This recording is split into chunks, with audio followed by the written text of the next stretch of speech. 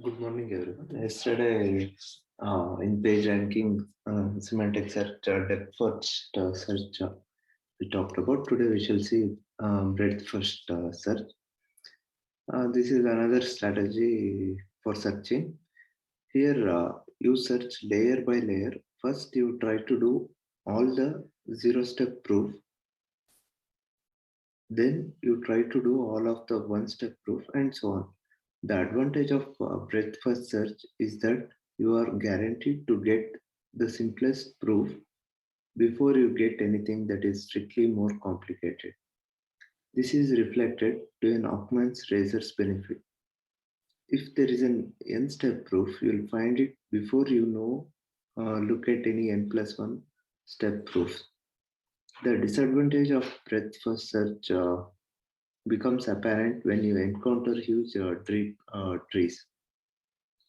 We also have huge busy trees, bushy trees, where you could have thousands or tens of thousands of child nodes. Another disadvantage of breadth first search is the amount of space you have to use to store what you have not examined as yet. So, if the third layer is explosively large, you would have to store all of the third level results before you could even look at them. With a breadth first search, the deeper you go into the tree, the more space you'll need. So you find that each of the two traditional algorithms for search, depth first and breadth first, are going to run into problems with large systems. There are two basic classes of algorithm used to attempt to overcome the completeness and halting limitation: uninformed and informed. Uniformed or blind searches are those that have no information about the number of steps or the path caused from the current state to the goal. These searches include depth first search, breadth first, uniform cost, deep depth limiting, and iterative deepening search. Informed or heuristic searches are those that have information about the goal. The information is usually either as an estimated path cost to it or estimated number of steps away from it. This information is known as the search agent heuristic. It allows informed searchers to perform better than the blind searchers and make them behave in an almost rational manner. These searches include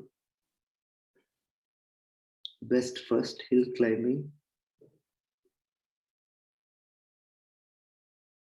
searches. These methods can provide significant improvement in searching. Web search agents. While web search engines are powerful and important to the future of the web, there, it, there is another form of search that is also critical, that is web search agents. A web search agent will not perform like a commercial search engine. Search engines use database lookups from a knowledge base. In the case of web search agent, the web itself is searched and the computer provides the interface with the user. The agent percepts are documents connected through the web utilizing HTTP.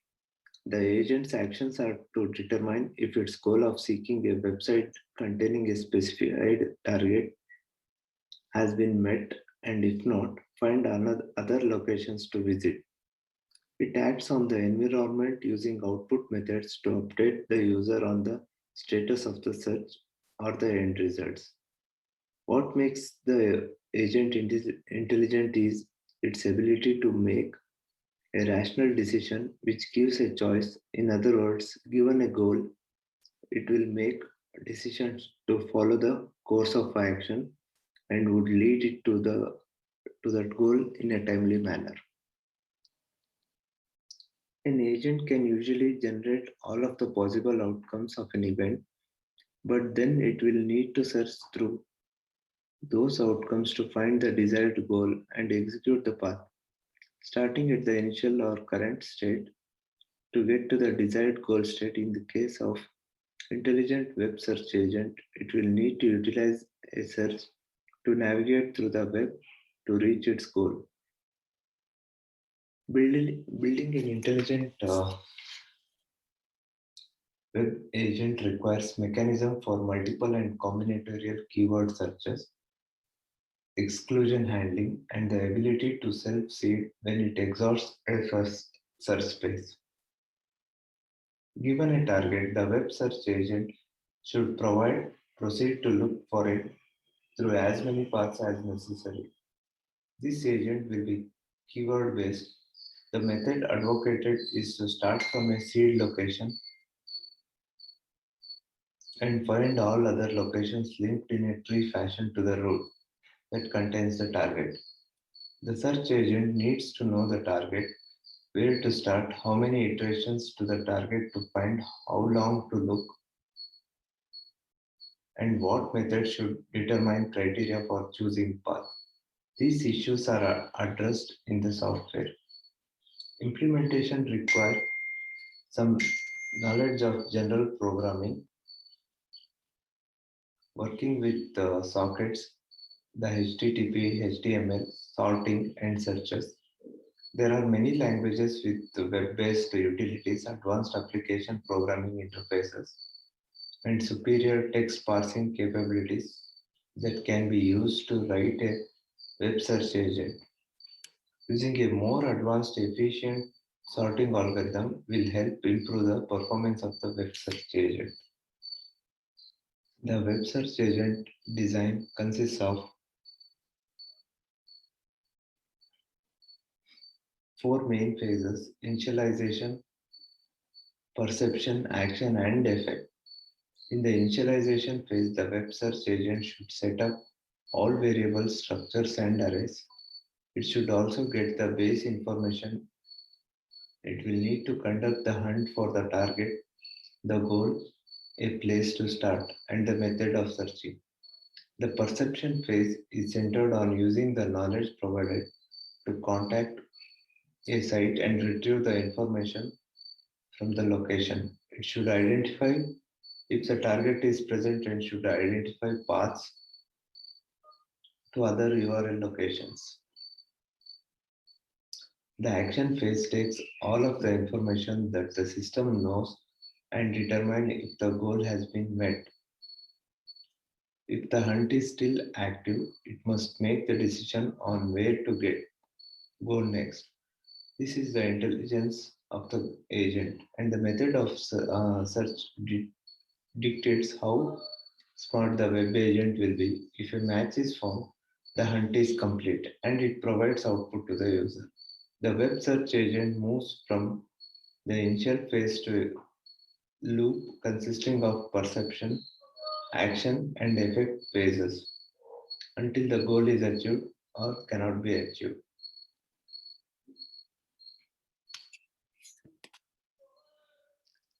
Semantic search methods augment, improve traditional search results by using not just words but meaningful concepts. Several major companies are seriously addressing the issue of semantic search. There are two approaches to improve search results through semantic methods: LSI and semantic web documents. LSI is nothing but latent semantic index search. So far, we have reviewed search technology in general and identified today's search limitations. Now, future technologies based upon the semantic will be explored. First, we will discuss implementing LSI, which may improve today's search capabilities without the extreme limitations of searching large semantic networks. Building on the criteria of precision, ranking, and recall requires more than brute force. Assigning descriptors and classifiers to text provides an improvement advantage. By returning relevant documents that do not necessarily contain a verbatim match to our search query, Fully described datasets can also provide an image of the scope and distribution of the document collections as a whole. This can be accomplished by examining the structure of categories and subcategories called taxonomy. A serious drawback to this approach to categorizing data is the problem inherent in any kind of taxonomy. The word sometimes resists categorization. For example, is a tomato a fruit or vegetable? What happens when we combine two document collections indexed in different ways? Solutions are called ontology taxonomies.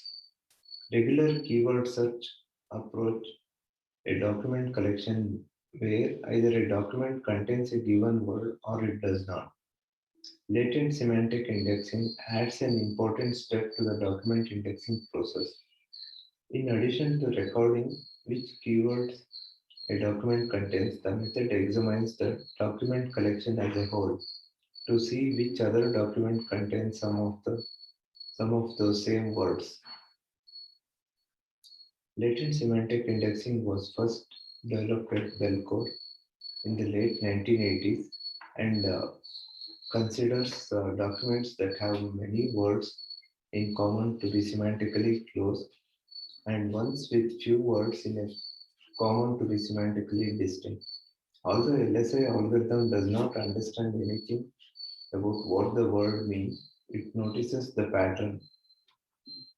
When you search in LSI index database, the search engine looks at similarity values it has calculated for every content words and returns the document that it thinks best fit the query. Because two documents may semantically very close even if they do not share a particular keyword. LSI does not require an exact match to return useful results. Where a plain keyword search will fail if there is no exact match. LSI will often return relevant documents that do not contain the keyword at all.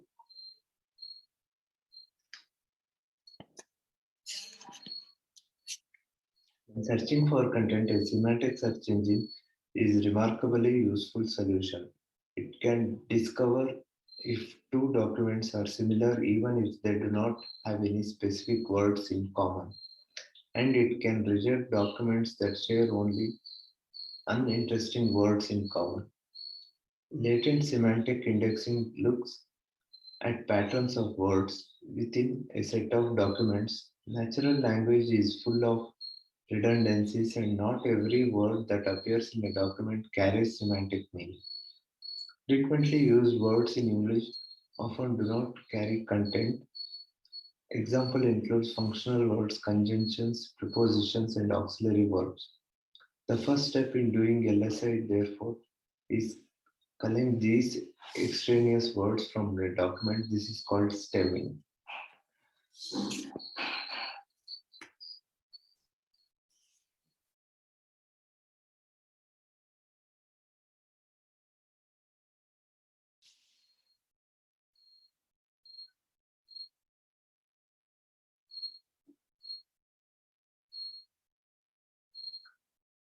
Some of the preparatory work needed to get stemming, but some of the preparatory work needed to get documents ready for indexing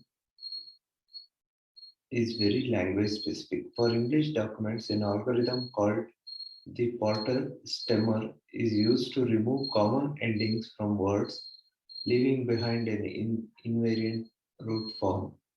To obtain semantic content from a document, first make a complete list of all the words that appear in the collection and then stem them for them as follows. Discard articles, prepositions, and conjunctions. Discard common verbs like no, see, to be. Discard pronouns. Discard common adjectives. Discard frilly words like therefore, thus, however, etc. Discard any words that appear in every document and discard any words that appear in only one document.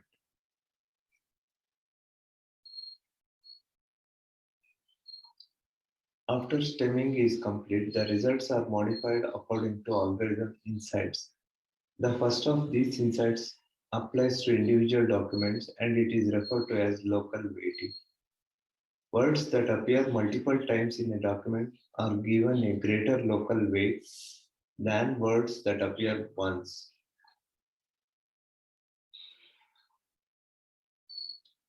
In broad strokes, we present an algorithm that forms a web of documents and words connecting all documents to all words. Given such a model of words and documents, one can then establish values based on the distance of documents from each other. The value of any document to any other document might be designed as a function of the number of connections that must be traversed to establish a connection between documents. If two documents are connected by multiple routes, then those documents might have a degree of correlation. The term weighing, the formalization of two common sense insights.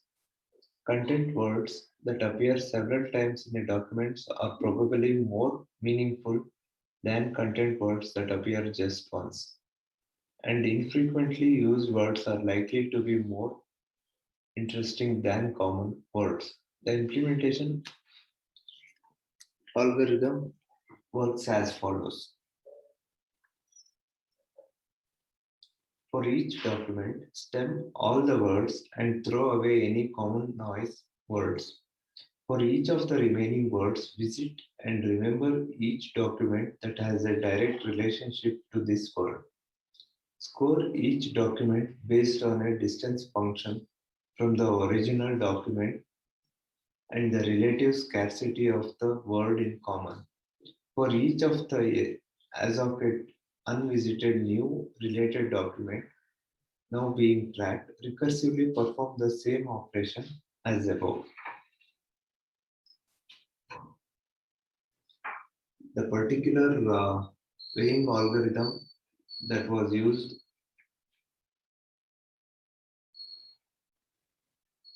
in this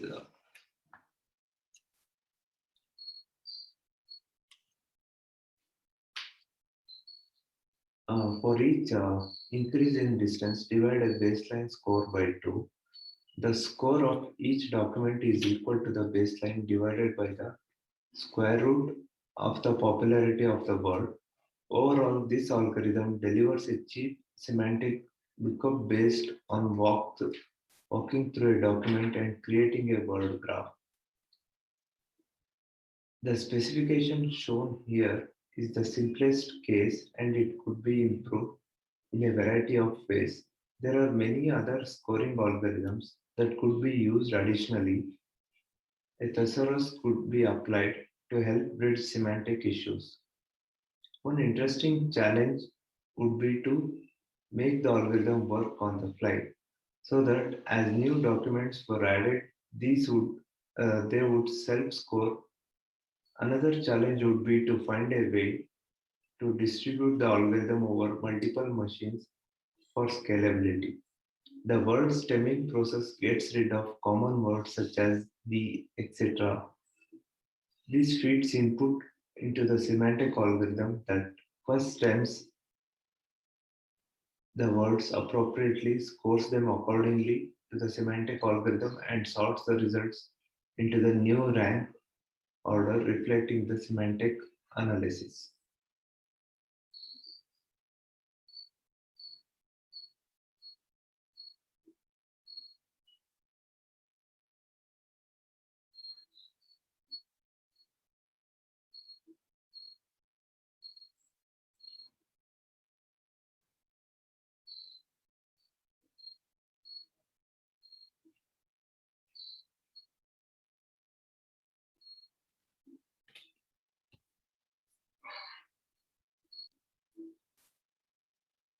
Uh, so next, is some semantic search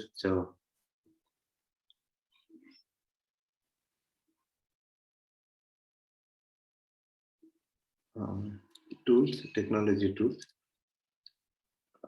These there are tools like Tab, Sobel, and all. We shall see about these tools in the next class. Today I will stop here. Okay, all of you mark your attendance. I will stop the class here. Mark your attendance. We shall continue in the next class. Thank you.